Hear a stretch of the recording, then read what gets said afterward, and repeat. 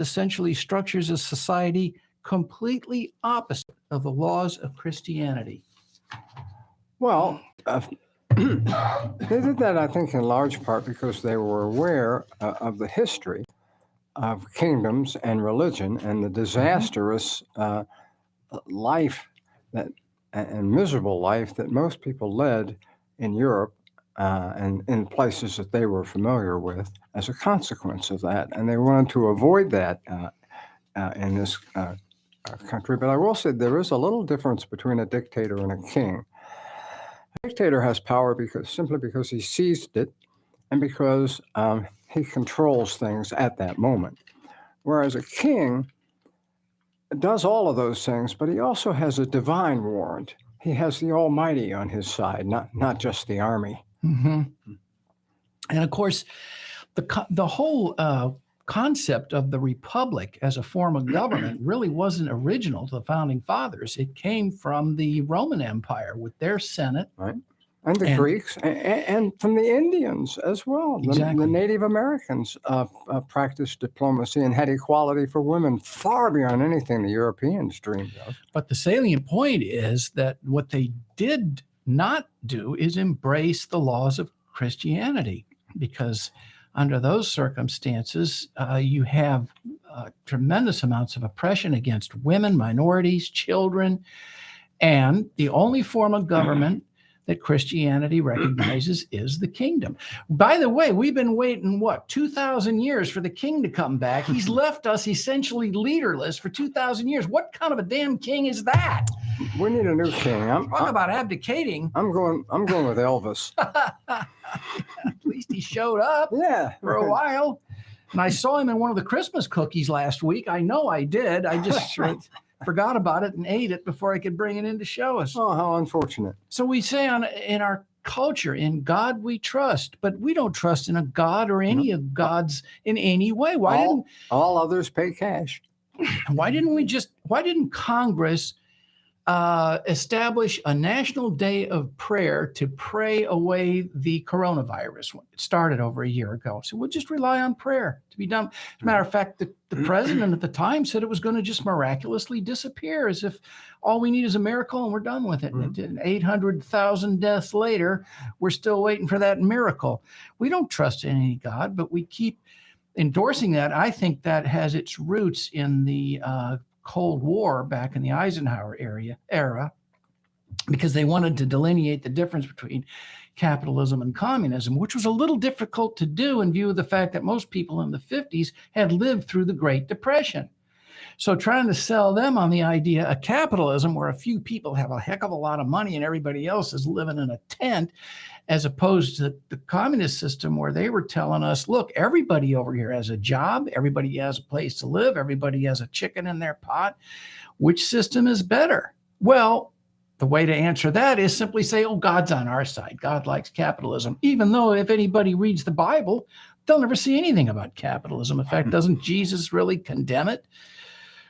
He condemns the accumulation of vast amounts of wealth and asserts that you should use it to help the poor. A rich man has very little chance of getting into heaven, like a camel through the eye of a needle. More difficult. So here we are celebrating this religion that is the exact opposite of what our culture is all about. In fact, if one does a word search in the Bible for words like republic, democracy, civil liberties, civil rights, compromise, the words never appear anywhere in the Bible.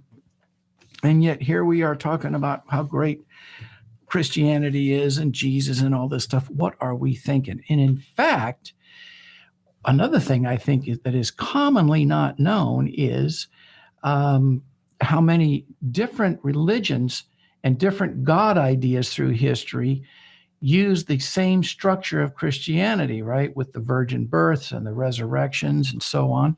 So we're going to look at some of those. But first of all, lest you think that we're the odd man out here on the Voice of Reason and we're the only people that would dare to say something, how should we say, less than flattering about Christianity. Let's listen to Steve Martin when he pondered what would happen if he too were wrong about the existence of heaven. Wouldn't it be weird if you died and you woke up and you were in heaven, just like they always told you? Everybody had wings on and pearly gates. Wouldn't you feel stupid? Oh no! You mean that this is what? Oh! In college, they said this was all bull. Oh, well, I'll just come in and what? You been keeping records on me? Well, it wasn't so bad. How many times did I take the Lord's name in vain? Ooh, 1,000,006. Jesus Christ.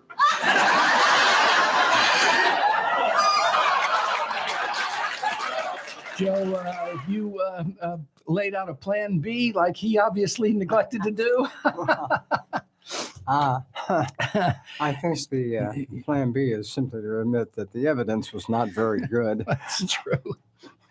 Anyway, yeah, let's go ahead and look at how some other religions compare so much to Christianity. The bit that he just did compels me to think about whenever I question people about where the God is, where is heaven, how does your soul get there, right? And the answer I always seem to get is probably the same answers you've always gotten is, well, nobody knows, but you should have faith and you can't disprove it. Therefore, it's as logical to believe it as it is to reject it. But when we look at other religions, we see, why do you single out one particular religion over others when the stories are so similar? That's a good question. I don't have the answer to that, even close to the answer to that. But what I do have is a list of 16 other saviors who were crucified before Christ and contained extraordinary revelations, the oriental origin of the doctrines, principles, and precepts and miracles of the Christian New Testament, and a key for unlocking many of its sacred mysteries. This is all from a book that was published in 1875. Whoa. Just so you know that secularism is not a new idea. Aren't the first kids on the block. That's Okay. right. That's correct. So I'm going to run down a list here of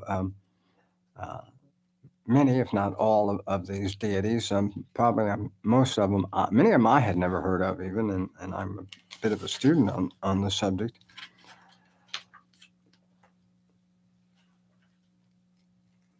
In the book, Graves often cites another book, which is Anacalypsis, and a work by Godfrey Higgins, a guy who died in 1833. So, as I say, this is research that goes back a long way. And his source asserts in the book that many Messiah-like saviors were crucified on a cross or a tree before ascending into heaven. And one thing is clear. The mythos of the Hindus, the mythos of the Jews, and the mythos of the Greeks are all at the bottom the same.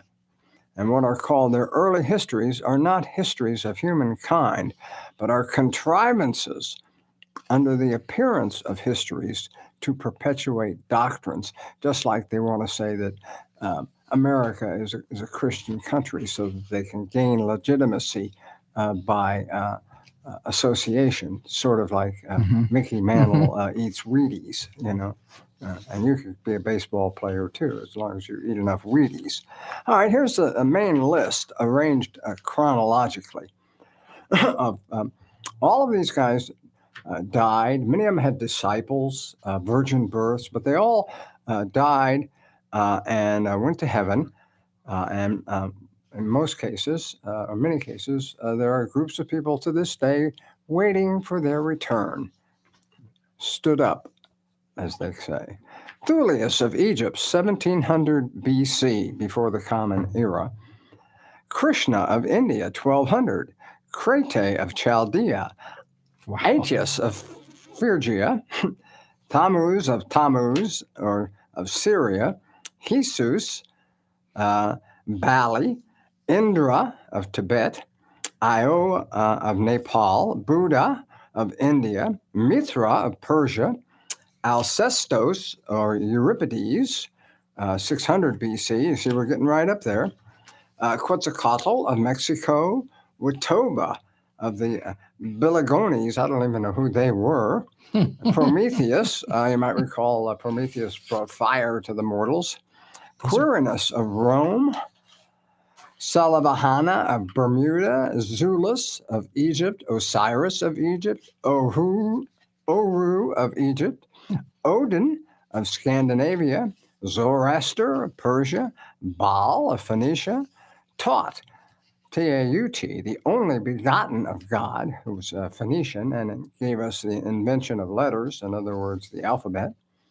Bali, Zamaxus of Thrace. If you've been there 3 times, you've been to Thrace thrice. Is that correct? Zoar of Bonzes, Adad of Assyria. And what's the capital of Assyria? Divatat of Siam. Samono Kadam. Some of these gods probably aren't as popular as they would have been otherwise if they had names that were easier to pronounce. Alcides of Thebes, Mikado, Bedru of Japan, Vermilia of the Druids, Thor, the son of Odin, Cadmus of Must Greece. have been a pretty important god. They named a day of the week after him. Yeah, oh yeah, Thor's Day, right? Yeah. In fact, interestingly, most of the days of the week are named after Norse gods. Tia would be Tia's Day would be Tuesday. And all the planets, And right? Freya. There. Yeah, and patterns are named planets. Saturn and Jupiter, Mars, Venus. Anyway, there are more Adonis, Zion, Muhammad. And the book goes on to claim that these deities or god-men shared at least some traits of Jesus as described in the New Testament, drawing the strongest similarities with Krishna. For example, some figures had miraculous or virgin births, or sons of supreme gods, were born on December 25th, had stars point to their birthplaces, were visited by shepherds and magi as infants, fled from death as children, exhibited traits of divinity in childhood, spent time in the desert, traveled as they sought, had disciples, performed miracles, were persecuted, were crucified, descended into hell after death, and appeared as resurrections or apparitions, or ascended into heaven. And he also devotes chapters to the pagan roots of baptism and the Eucharist, and concludes that Jesus was simply not a real person. He was sort of a composite idea like Robin Hood. Sounds to me like he was a textbook plagiarist. He stole all those ideas. Indeed. And then I have a list here of the 10 most cited deities. Buddha, Krishna, Romulus, Dionysius, the god of wine, Nice. Heracles, in some cases. I'd like to have a personal relationship with him. Well, Maybe he could give me a discount. keep in mind that Jesus' first miracle was at the wedding of Cana, where he turned water into wine. Wow. You know, Nice. Maybe I should rethink the this. chicks dig wine. Man. You have to understand. Anyhow, it's a long list of people who have exactly the same traits as the deity we're now worshiping. You can see our sign today, Mithra, the reason for the season, and not just the tilt of the earth on its axis, but some supernatural intervention in the way of these things. Yeah. So the question as to why we happen to be celebrating the birth of Mr. Christ as opposed to Mr. Mithra is the same thing that happens when you toss a coin. It's really just a matter of choice. And if you've got 100 deities, and as time goes by through war and attrition and money and who happens to be on the right side of the plague or various other happenstance things, in other words, the luck of the draw, 1 or 2 or 3 of them will come out on top. And this happens with religions and stocks and poker players and horse races and all kinds of things, simply because things have a way of ironing themselves out this way. And the law of averages sooner or later comes into play. It's a law that can be breached but not broken. Right. Now, bowling takes skill, but right, slot machines are sheer luck. And our government really is secular in its structure so that everybody can practice whatever religion they want or reject it wholesale without having any advantage or disadvantage with respect to how they're treated by or deal with the government, which means that can never, the government can never issue a religious test for anyone to serve in government. They can't tell us we must be a Christian or we can't serve on a jury or any of that stuff, even though they kind of did fudge that. At one time, there were at least a third of the states had provisos in their constitutions that atheists or you couldn't have a religious test to hold public office, with the exception that you had to at least be a believer. Mm. Okay, so if you were,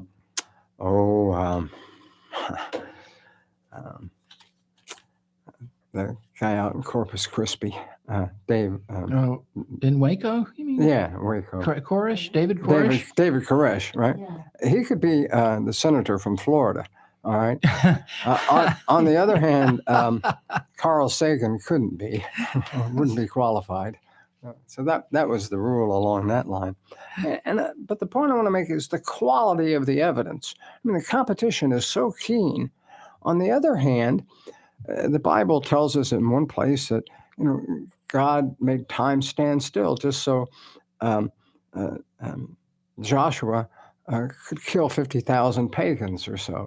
In another instance, he actually made the sundial on Ahab's sundial go backwards for 20 minutes just to prove to some stupid pagan king that he wouldn't die from a boil on his neck. But what kind of evidence do we get for the most important event in the history of mankind, apart from the creation itself, which of course is the birth of the second of God, the birth of God's Son? We get shepherds abiding in the field. You can trust their word on anything. Another thing is shepherds don't abide in the field in December. It's cold. Right? We get a bunch of wise men. Now, they were wise men, and I say a bunch because the Bible doesn't say how many, but they did call them wise men. But it turns out they were talking about astrologers. Now, in those days, they were called wise men. Today, they're called frauds. So that's the evidence we have. A bunch of frauds, a bunch of shepherds abiding in the fields, and a star. They followed a star. Nobody else noticed this star. I have a challenge for anybody, anywhere. Come on down tonight, any night, pick a star, and we'll follow it to your house. All right? See how that works out, following stars. Sure. So much for the evidence. Sure. And the evidence really is just a story that nobody can corroborate, right? So when we question religion, we have no evidence. Nobody's seen the God. Nobody ever sees the Jesus. Nobody can tell us where the God is, where the heaven is. Used to be the gods were on the highest mountains that were inaccessible. And then when climbers got up there and said, hey, there's no gods. Well, no, wait a minute. No, what we mean is they're up in the clouds. You could build a ladder or a stairway or a big tower to heaven. And once we could get in flying machines and get up into the clouds, they said, well, there's no heaven up here. What gives? Oh, wait, did we say the clouds? I meant up in space. Can't get up there, can you, wise guy? And then they did. The cosmonauts got up and said, there's nothing up here. Don't see a thing. So the only evidence we have is the stories themselves that we find in the Bibles. And when we look at them and appraise these stories, we realize they're simply completely off base. The story of creation has nothing to do with what we now know about the history of the evolution of the earth and life on it. The story of Noah and the ark is absurd, that these four guys could build this enormous ship, which we know by today's engineering standards, a ship that big in wood, couldn't be structurally unsound. Where did they get all that wood in the desert? How did they get animals that they'd never heard of from other continents, like buffalo and alligators and kangaroo? How'd they get them there and how'd they get back? And then if you cover the earth with seawater for a year, there's going to be nothing but muck when you get off, right? So when they get off the ship, the lion is going to eat the 2 rabbits, right? The snake's going to eat the 2 mice. And then they're going to all starve because there's nothing left, which you couldn't feed all those animals for a year. You don't realize how much water it's going to take to keep a candle or overlooking above. the miraculous. Okay. God just has to wave his hand and all of those problems go away. Right. So, but then the whole point of the story was he wanted to kill everybody on earth because he doesn't follow his own tenets about thou shall not, so Right. that it would purify the people. We'd all come out and be little saintly. It's his only Obedient. solution to most problems. And yet it didn't work at all. Why didn't he know that? Why didn't he know in advance that he's going to get the same caliber of people after as before? Yeah, why didn't he just start with Okay. Jesus? But why don't? Yeah, but we're inhibited from examining these stories and appraising them and contemplating the possibility of them, because if we do, we realize none of this ever happened. It never could have happened. And so the whole story collapses under its own weight of absurdities, and we can live without the religions. As a matter of fact, today should be January 1st. If ancient astronomers had understood astronomy a little bit better, they did know that this was the day that we pass the winter solstice and the days start getting longer. So logically, wouldn't that be the day you would pick to meet January 1st and start the new year? Because since we're basing it on our orbit around the sun relative to axial tilt, this would be where you would start the year. And similarly, June 1st would be what's now June 22nd. But let's face it, they didn't have a lot of science back then. And that's why religion could captivate these cultures and really oppress them, because they didn't have any means to question it or challenge it. And when they finally did, they start getting imprisoned or Right. killed or whatever, burned alive at the stake. And just essentially told that you cannot question this because the religion and the kings, the bishops and the kings had all the power and they weren't going to be challenged. You need to change the fact because we're not going to change the religion. Yeah. Joe, do you think then that there's an attendant problem with the imbalance of conservative judges on the Supreme Court, who in some cases, I think, are tending to lean toward religion as the foundation of law instead of the Constitution? And I would point to Handmaiden Amy, Clarence Thomas, probably Kavanaugh. I think every one of them is a Catholic, right? Yes, 6 out of 9. And Maybe 7. when they are swayed by religion instead of the Constitution, they don't need to worry about being appealed because they're the last word. I think that's what's happening with the whole Roe versus Wade issue now, is that they are putting their religious ideologies ahead of constitutional ideology. And I think that even though there's a consensus that the conservatives will take over Congress handily a year from now, or I should say a year from last month in the November midterms, that they may be a little overconfident. I remember when Hugh Hewitt came on a couple days before the runoff in Georgia with the 2 Democrats that were challenging the 2 incumbent Republicans. And he said, it's a done deal. The Republicans are going to win. Might as well not even hold the election. And sure enough, both of the Democrats won, because he doesn't know what he's talking about. He didn't have the pulse of what was going on there. And Brian Kemp was no longer the Secretary of State, so he couldn't throw 500,000 legal voters off the voting roll. And the next thing you know, when the voters got to speak, they start flipping the state to blue. Well, the same thing may happen here based on the decisions that the court hands down in the summer with respect to the Mississippi ruling and of course, Roe Wade issue, and how that's going to affect or be affected by the laws in Texas. We know that elections generally are decided by the unaffiliated voters or the independents, who can be swayed in either direction. And I think when they start to see that this court is starting to whittle away at the rights of women, those voters may decide that they don't want to live in that kind of a country.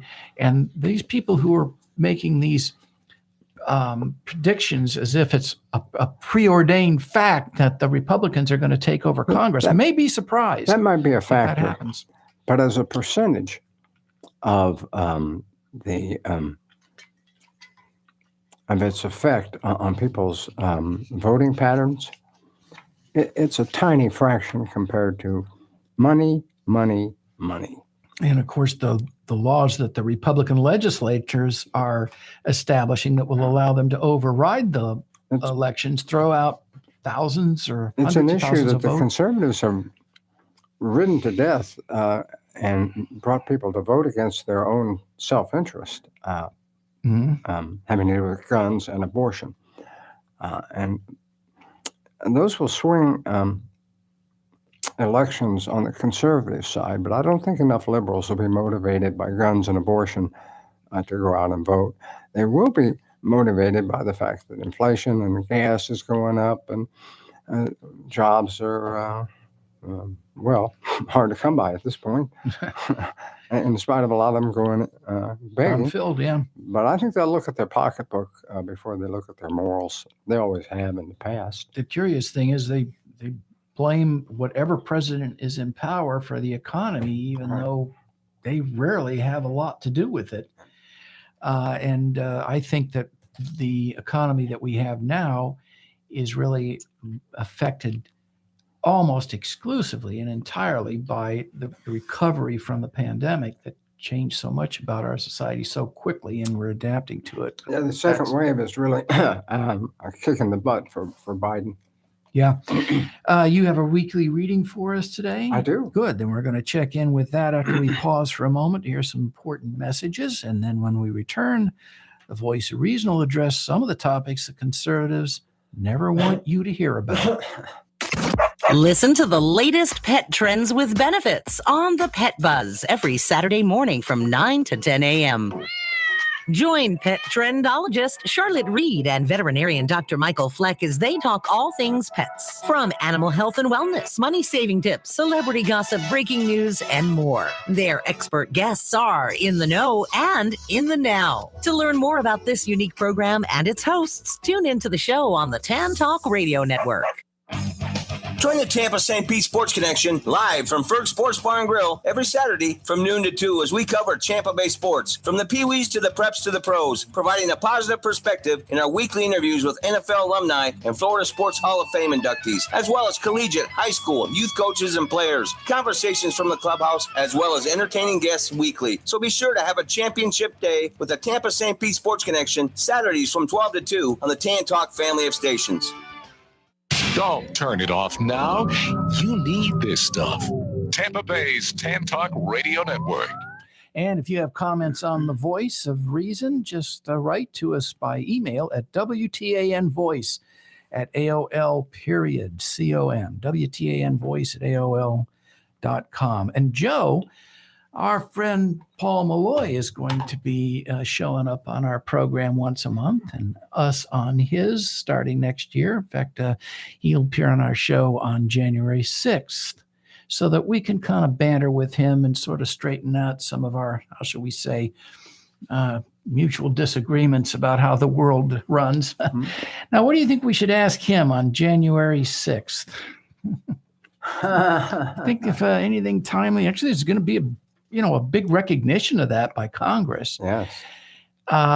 To me, any American who thinks that we should stifle an investigation into what happened and why and what the president did or didn't do, his closest aides, and what he had the ability to do to stop it is not a true patriot. What exactly are they hiding? Because it can't be that they don't want the country to know more about the possibility that the very roots of our government were somewhat shaken, and to the surprise of many, and a lot of our elected representatives were really in physical danger, even for their lives. Mm-hmm. Why would someone not want to know as much as we can possibly know about that?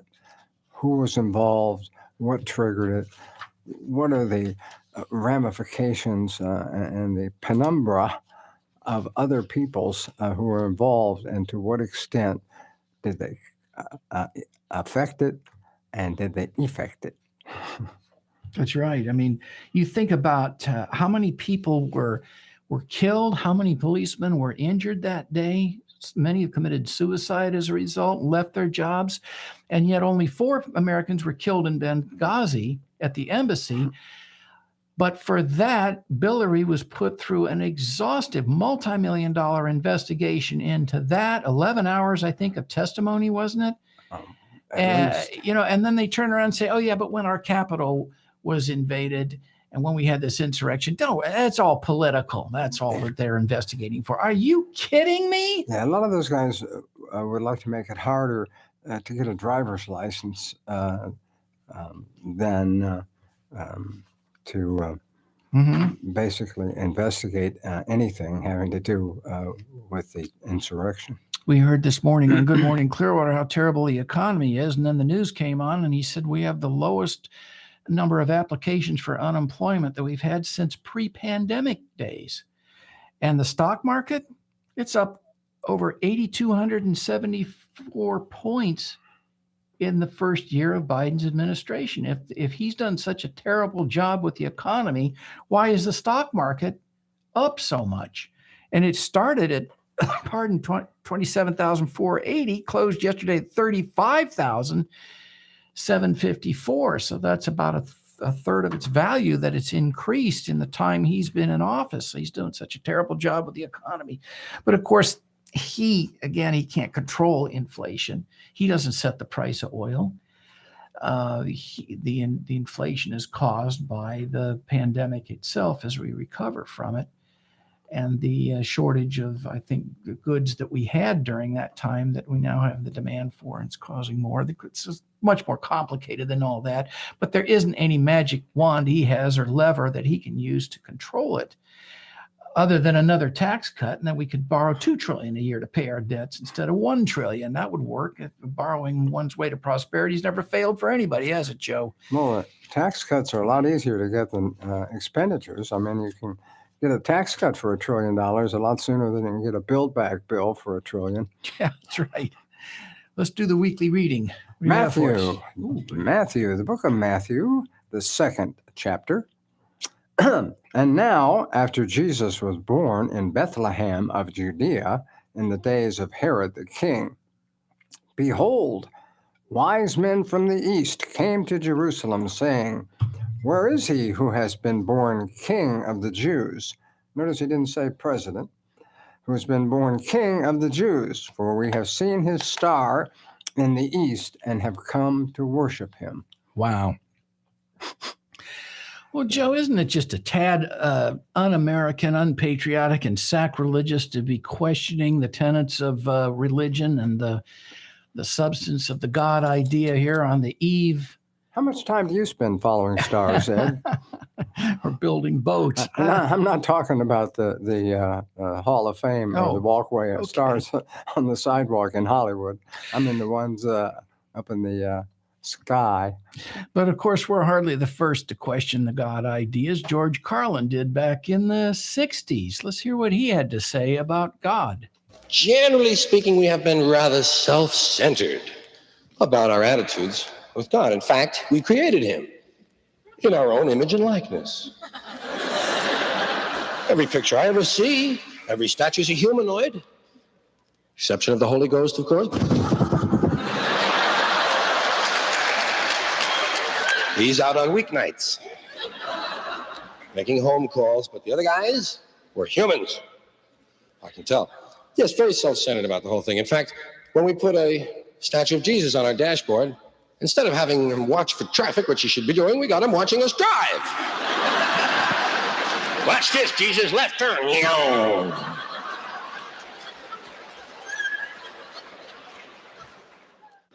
God was a cool guy.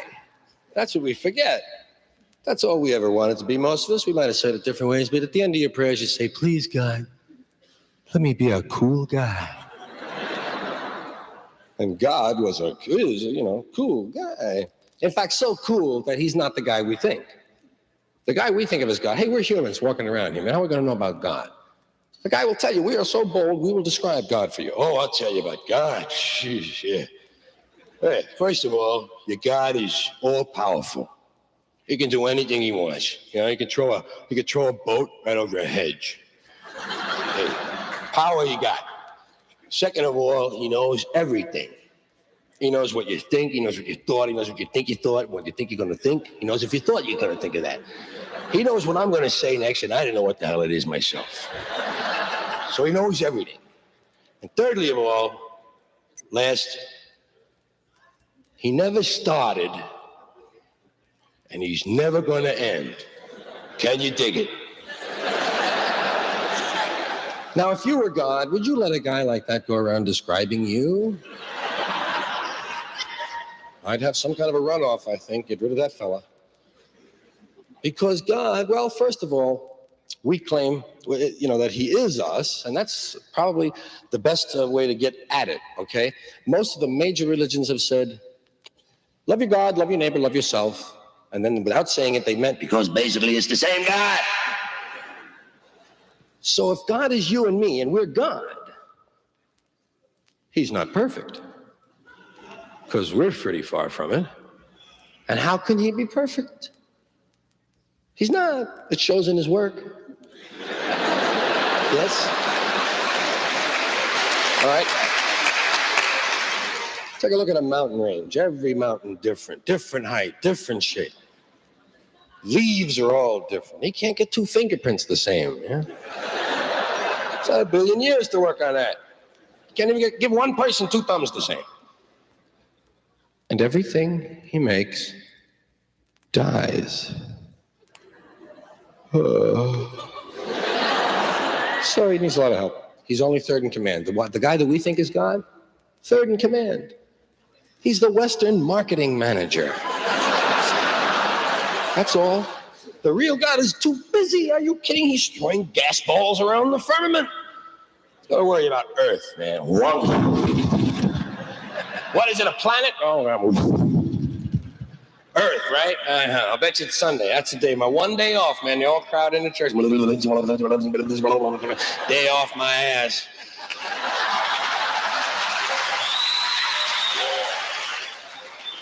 Talking about God's handiwork, as Robin Williams said, if you think he's such a great designer, take a look at a platypus. Right? Ay. Take a look at your own teeth. That's right. Anyway, I do want to say this on the subject of believability. You know, we have the Bible, we have all kinds of libraries, thousands of tracts on the subject of religion. And based on what they've told us about the age of the earth and the way we were created and anything having to do with science or geology or evolution or whatever, based on what they've told us so far and the accuracy of what religions have told us, it would be impossible to underestimate the value of their opinion on any subject. You're right. And another thing they're not telling us is that there were almost 30,000 new cases of COVID-19 identified from December 10th through the 16th, according to the weekly report that the state released late Friday.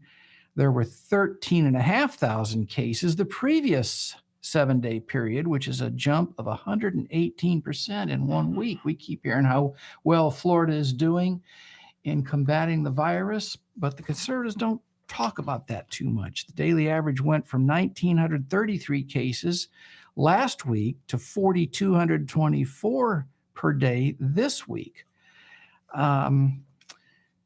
They don't really know if that jump is due to the Omicron variant, but infections have spiked in countries around the world where the new variant was detected, and the Florida Department of Health has not yet released any data specific to that new virus. But then we saw this morning in the paper that for more than 2 months, the Times and other news organizations have been asking Florida for data that breaks down how many vaccinated people have been infected, hospitalized, or died of COVID-19. Those are called breakthrough cases. But the Florida Department of Health has continually refused those requests, citing public health and legal experts what they say are misplaced privacy concerns. Based on the numbers, and I saw a headline to this effect just this morning, but it's beginning to look at as if the likelihood that you will become infected at some point with the COVID-19 virus is approaching 100%, Wow. vaccination or not. Yeah. So I think they kind of don't want to talk about this too much, but we're going to be talking about it a lot, I think, as the year unfolds.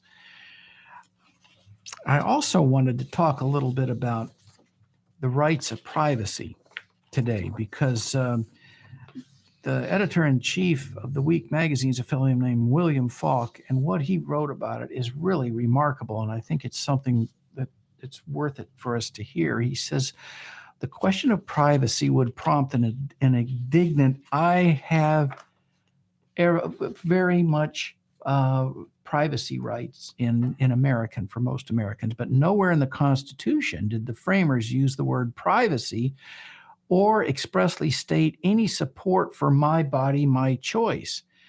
Privacy is an invention of the Supreme Court. Now, in 1965, you're probably familiar with the Griswold case, right? And that decision could prohibit anyone, including married couples, from using Connecticut contraception. versus Griswold. Mm-hmm. From using contraception, saying you can't use them. This was in 1965. That was overturned by Eisenstadt versus Baird. 2 years later, the Loving decision, states could impose prison sentences on people for marrying someone of another race. Until 2023's Lawrence ruling, states could arrest gay men or straight couples for engaging in sodomy in their own bedrooms. Griswold was the big turning point, and in that ruling, Justice Douglas wrote that penumbras and emanations of protections actually spelled out in the Bill of Rights created an implicit, what he called, quote, zone of privacy, unquote, upon which the government could not intrude. This concept became the foundation of Roe versus Wade in 1973, with 5 Republican appointees in the 7-2 majority, and probably as many in the 8-1 majority that ruled against forced mandatory prayer in public schools. Yeah, I thought Roe v. Wade was even more than 7-2. I thought it was 8-1 or 9-zip. So. And of course, when both Kavanaugh and Handmaiden Amy were being questioned in their Senate hearings, what did they say? Oh, that's established law. They're implying we're not going to mess with that. And now that's exactly what they're doing based on the questions that they had in the case from Mississippi. Well, yeah, they point out the Dred Scott case, where the court ruled that, oh yeah, he's actually property and has to be returned to his slave master. And then, of course, one of the worst decisions they ever made, and they reversed it in time, particularly since slavery became illegal. So they go back all the way to the Dred Scott case to say, well, of course you can reverse precedent. Yeah.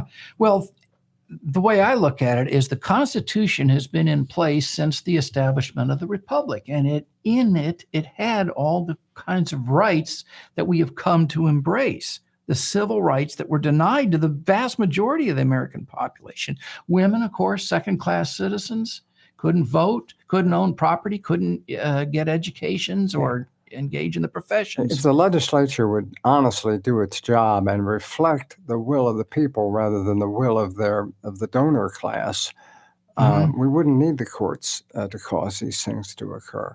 Right. Black people were enslaved. Natives were massacred. So the rights have always been there, but it's taken these cases that took these issues to the Supreme Court for the court to then decide that, yes, we'll give you the rights that are enumerated in the Constitution in the first place. We've been a country, 245 years roughly now, and women only got the right to vote 100 years ago. So for less than half the time we've been a country, have we decided that all men and women are created equal.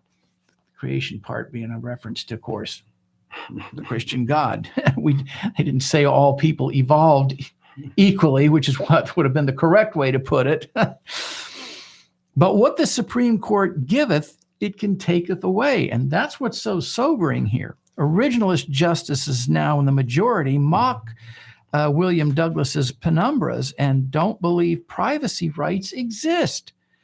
During recent arguments on that Mississippi abortion law, Justice Kavanaugh said that since the Constitution does not address abortion, Roe can be discarded, and each state can decide if women will be compelled to carry pregnancies to term. See, that's insane to me because the Constitution should protect every citizen regardless of their sex, age, or the zip code that they live in. And these judges are saying, oh, no, we can let states oppress your rights or subdue them or eliminate them. They don't understand the Constitution. They're sitting on the Supreme Court bench. Yeah, and particularly since it's always been the case that federal law trumps state law. They even passed, I forget which amendment it is, to the effect that the states are subject to the Bill of Rights and can't bypass it. Yeah. Regardless of what other laws they may want to have individually. But this is what's really sobering, Joe. Under originalism, the court could reverse the Griswold case and let states ban contraception. Now, some religious groups contend that the pill and the IUDs are called abortifacients. Right. The Constitution also is silent on interracial marriage and provides no assurance you can engage in sex acts of which your neighbors disapprove. Same-sex marriage? Sorry, not in the Constitution either. If precedent has no weight, privacy rights become conditional on popular approval, and what you can and cannot do depends to an astonishing extent on what 5 out of 9 Supreme Court justices think, believe, and feel. Think about that. There was a case in Georgia in the not too distant past, a divorce case, where the husband was on the stand testifying. I'm pretty sure it might have been, doesn't matter which one. And they testified to either giving or it was the husband because he testified to receiving oral sex. And so the DA indicted him for sodomy, since oral sex is against the law in Georgia. It's an act of sodomy. Yeah. So, and his wife didn't want him prosecuted, even though she was divorcing him. But here's a case where a guy in a civil case was tried for sex, for being a sexual deviant, basically in a divorce case, and he testified under oath. He could hardly deny it. But see, this illustrates the significance of elections and who is appointing those judges. The Republicans stole 2 seats on the Supreme Court by denying Obama his selection, and then by rushing through a handmaiden Amy before they even had poor Ruth Ginsburg in the ground. Right? If she had an ounce of integrity, which she doesn't because she's a conservative, she would have resigned on January 21st and said, look, I shouldn't be here. This should be Biden's decision. And if he wants to select me, fine. But if he doesn't, then this should be his decision. But they just have no integrity in the Republican Party. They have no respect for our Constitution. All they want is their damn power and as much of it as they can. And I really think you should reconsider my point, Joe, that as Americans start to see their rights eroded that they've worked so hard for almost 250 years, they're not going to put up with this. They're going to start kicking the Republicans out. The problem is they may not be able to if the Republicans can rig all the elections against the will of the voter. They may be motivated to that extent, particularly if they keep passing these repressive acts and repealing things like child care and cutting back on Social Security and all of the things that we've come to really think of as the norm since Franklin Roosevelt's time, since the New Deal. That might be the catalyst, but it will take more. And all of these things, again, come back to money as well. So the fact that the rich are and the conservatives are sucking all the money out of the financial system. So hopefully it won't take that much suffering and that much injustice. But if it does, Hey, it's pitchforks, Yeah. torches time. You know that the Republicans attempted to repeal the Social Security Act after the Second World War, Yes. but the Democrats were still in power, and the Republicans attempted to repeal the Affordable Care Act in 2017, and it was only because of John McCain that we still have it. And compare that to the several dozen countries that have single-payer socialized medicine. The number of those countries that have or have tried to repeal that, and that number is absolute zero. And of course, Affordable Care Act is such a terrible thing for us. It's such a disaster that 1 million Floridians have signed up for it this year. I bet they hate the fact that they can take their kids or themselves to a dentist. What finally. about the children? Yeah, well, Joe Manchin says we shouldn't be giving the poor any tax Right. credits because, after all, the parents are going to use those child tax credit money on drugs, right? They're better off to sell their children for drugs. I mean, wealthy people never spend money on drugs, do they? We gave them a $500 billion tax cut. They don't have time for drugs. They're too busy clipping coupons. Yeah. Why didn't they consider that when we implemented that billionaire's tax cut? He says he's not going to vote for the Build Back Better legislation. His biggest gripes are about the cost of the bill, but privately, he's told his colleagues he essentially doesn't trust low-income people to spend government money wisely. And yet, what do they always tell us, the Republicans?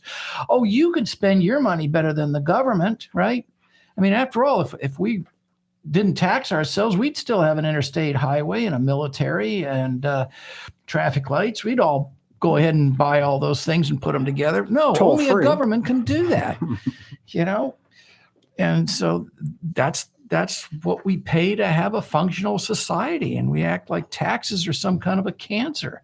They're what make the society work. They're what makes it a good country to live in. And now we want to give a few dollars to these poor people. So they're a $300 per child under 6 tax credit and $250 for kids. Actually, it's a cash payment. But How much drugs can you buy for $300, Exactly. Manchin? What kind of dealer do you have? isn't that unbelievable? Yeah, he ought to join the Republican Party. Maybe they could put him back in the workhouses. Couldn't they do that? We did that Are there 100 no years ago. prisons? Are there no workhouses? This time of year. WTAN voice at AOL.com. If you'd like to weigh in on the program, our quote today from Joe is, I have it right here.